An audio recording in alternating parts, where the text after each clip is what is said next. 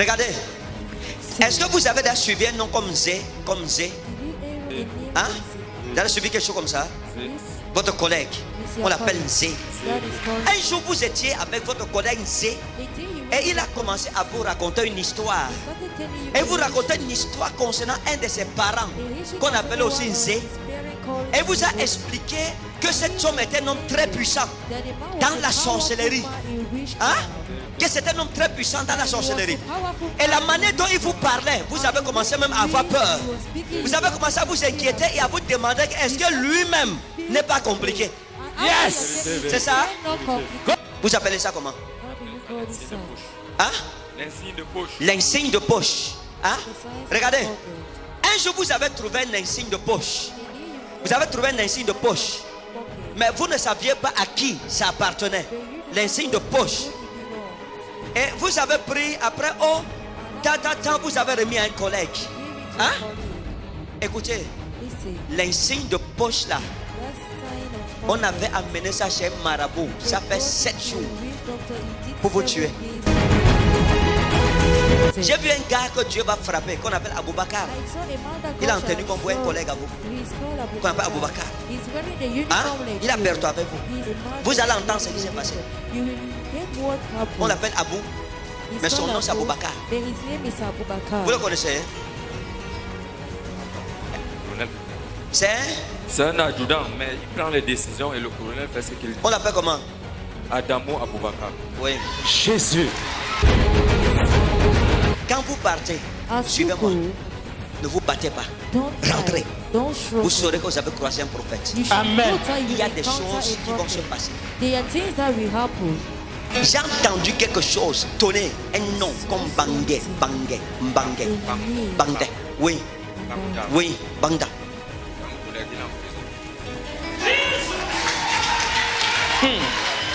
Jésus. Prophète. Regardez, battez.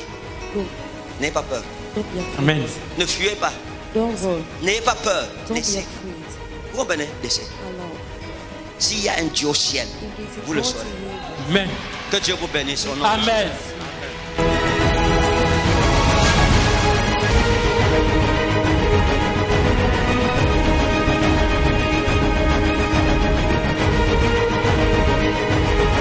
Je vous ai vu au marché de Mbangasina. I saw you in Bangasina's market.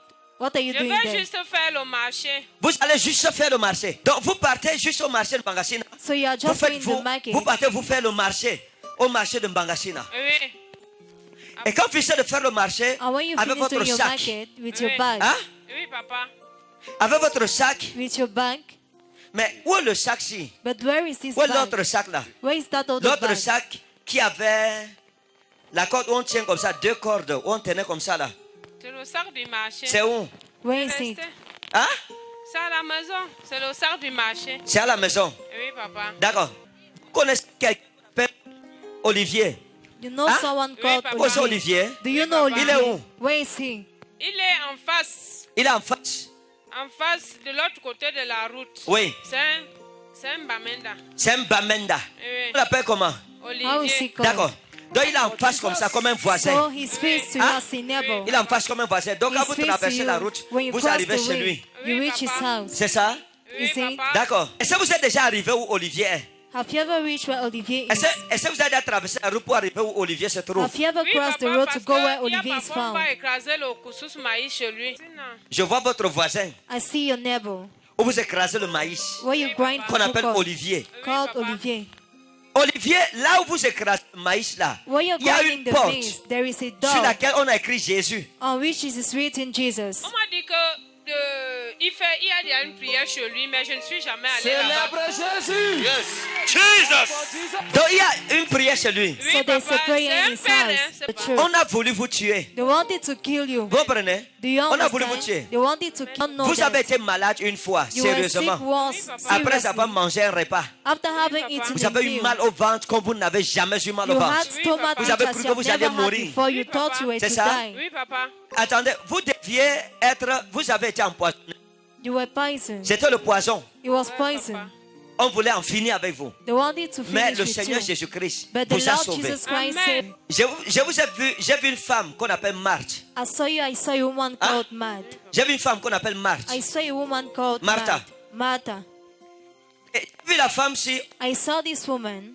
hein, Oui, papa. je l'ai vue au marché. I saw her in the Je vous ai vu market. aller chez elle. I saw you Acheter. going to her buying Le poisson, fish, Papa.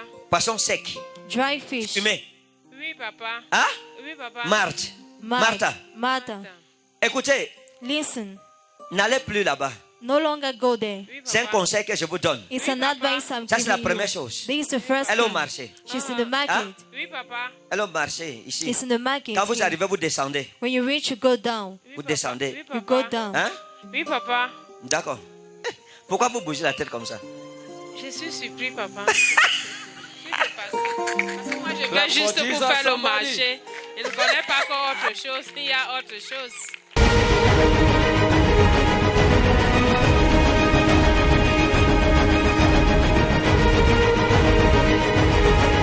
Je suis là pour Un peu plus fort. confirmer une prophétie que papa l'avait faite ici, ça fait 1 an dans ma vie. Elle s'est accomplie. Papa m'avait parlé d'un certain Blaise qui devait m'appeler. Et quand j'ai vu ce numéro, j'ai dit à Dieu que merci. Ça, c'est le début de ma bénédiction, ma délivrance. Je vous ai parlé de Blaise. Est-ce que le jour-là, vous êtes souvenu de Blaise? Non, papa. Vous ne vous êtes pas souvenu de Blaise? Non, papa. Bon, vous retrouvez le téléphone de Blaise comment? Papa, c'était écrit dans mon bloc-notes que Bon, je maintenant, travaillais. oui, regardez, entre nous, sincèrement, soyons sérieux. À chaque fois que ma bouche s'ouvre pour une prophétie dans la vie de quelqu'un, ce n'est jamais vain. Parce que la parole de l'Éternel n'est point vaine dans ma bouche. Vérité. C'est-à-dire que même si je te dis que je te vois avec quelqu'un qu'on appelle plou, plou, plac, plac, plac, pli, plou, les gens vont dire que c'est bizarre, mais sache que la personne est réelle. Donc, maintenant, la prophétie explique que, ok, il y a Blaise qui va t'appeler. Elle ne reconnaît pas d'abord. Pourtant, chez elle, dans un calepin, il y a le nom de Blaise qui est Dieu, le Dieu des temps, des saisons, des circonstances.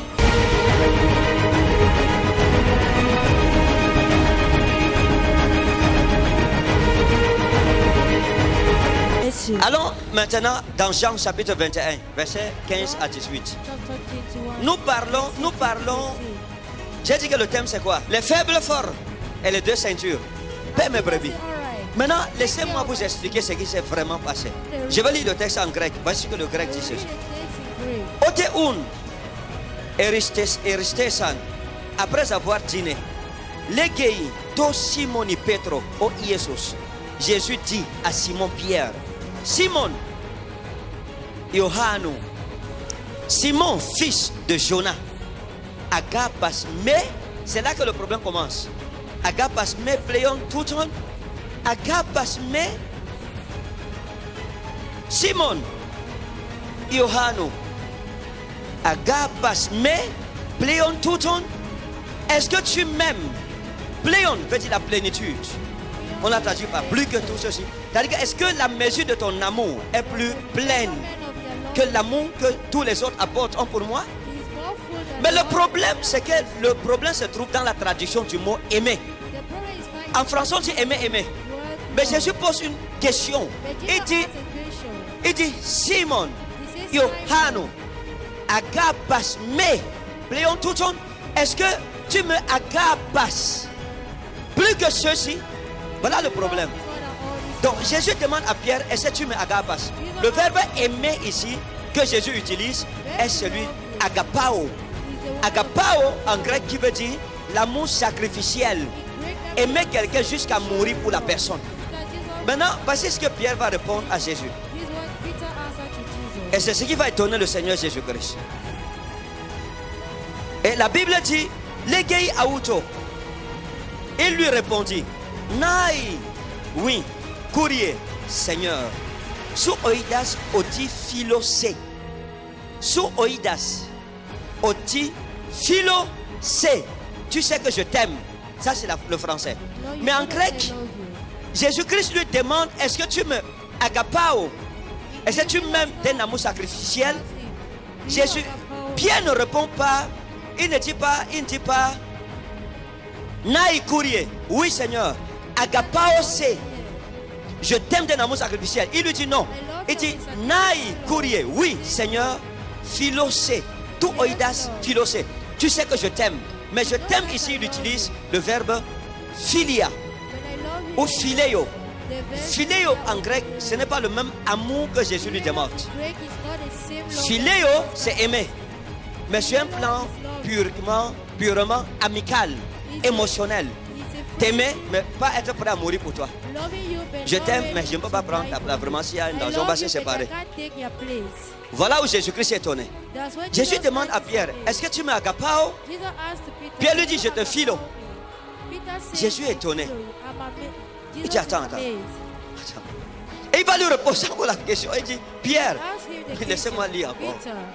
Amen. Je crois que quelqu'un comprend un peu déjà ce que je suis en train d'expliquer. Il dit, Simon Iohannou, Simon fils de Jonas, agapas me pléon touton, agapao. Est-ce que tu me agapas plus que ceux-ci? Legei auto, naï. Il lui répondit, oui. Courrier, Seigneur, sous oidas oti philosé, tu sais que je te philo. Legei auto. Et puis il lui dit, Bosketa arniamu, nourris mes agneaux. Regardons ce qui va se passer au verset 16. Legei auto, palin, deutéron. Puis il lui dit pour une deuxième fois. C'est Jésus, n'est-ce pas? Simon, Iohannou, Simon, fils de Jonas. Agapas, mais est-ce que tu me agapas? Est-ce que ton amour pour moi peut te pousser à mourir pour moi? Legei auto. Il lui répondit, Naï, oui, courrier, Seigneur, sous oidas oti philosé. Tu sais que je t'aime, mais je ne peux pas mourir pour toi. Et donc, Jésus dit, Legei auto, la Bible dit, il lui dit, pour imaginer ta probata mou, paix, mes brebis. Maintenant, écoutez le verset-ci attentivement. Legei auto, totriton. Il lui dit pour la troisième fois, Simon, Iohannou, Simon, fils de Jonas, Philéis, mais ne m'aimes-tu que pour l'instant, dans ton amour pour moi, tu ne peux pas mourir à cause de moi par amour, Pierre? Et Pierre répond encore. La Bible dit, Elutete, ho Petros, oti eipen auto. Et Pierre fut elutete. Pierre fut triste. Elutete, en grec, veut dire être blessé profondément dans son cœur. Sentir la douleur qu'une femme qui accouche ressent. C'est ça, elutete. Donc Pierre a été blessé. Il a été outragé, il s'est senti insulté. Hein? Il s'est senti humilié. Que Jésus lui pose encore la question. La troisième question que Jésus lui pose, Jésus ne lui dit pas, est-ce que tu m'agapao? Jésus lui dit, donc, toi tu me philo seulement. Et la Bible dit que Pierre s'est attristé. Et il peine auto. Et Pierre lui dit, Totriton. Hein? Et il fut attristé à ce qu'il lui disait pour la troisième fois. Philéis, mais est-ce que ton amour pour moi, ce n'est que m'aimer sans mourir pour moi? Kai et il peine auto. Et il lui répondit, Pierre lui répond, courrier, Seigneur, Pantasu oidas, tu connais toutes choses. Sous ginoskeis, oti philosé, tu sais que je t'aime, mais je ne peux pas mourir pour toi. Legei auto. Et Jésus lui dit, oh Jésus, bosketa probatamu, nourris mes brebis. Bon, nous sommes en train de parler des faibles forts. Dis à ton voisin les faibles forts. Les faibles forts. Nous retournons dans Jean chapitre 21 verset 15 à 18. Le but du christianisme n'est pas seulement la vie éternelle, mais d'abord aussi que tu vives bien sur la terre et qu'après tu vives bien en haut. C'est vivre bien en haut et vivre bien en bas. C'est ça le but du christianisme. Le christianisme qui enseigne seulement la vie éternelle. La vie éternelle est un christianisme incomplet. Jésus-Christ nous a enseigné deux dimensions. Le croyant doit vivre dans la persécution à cause du nom de Jésus, mais il doit vivre dans la sécurité divine, dans la bénédiction et la grâce de Dieu. et après, il va se reposer de ses œuvres dans la Nouvelle Jérusalem. On parle de l'apôtre Pierre et de Jésus. Jésus arrive, il est en train de prêcher et il parle, il explique des mystères. Et puis, la Bible parle de l'apôtre Pierre. L'apôtre Pierre, j'ai expliqué que c'était quelqu'un dont le caractère était un peu bizarre. C'était quelqu'un de faible, quelqu'un de peu fiable. Mais c'est à lui que Jésus confie les brebis, les harnias, les agneaux et les probata et les brebis. Et j'ai expliqué, Jésus demande à Pierre, est-ce que tu m'aimes au point de mourir pour moi? Est-ce que tu m'agapas? Pierre lui dit que je te philos. Je philo.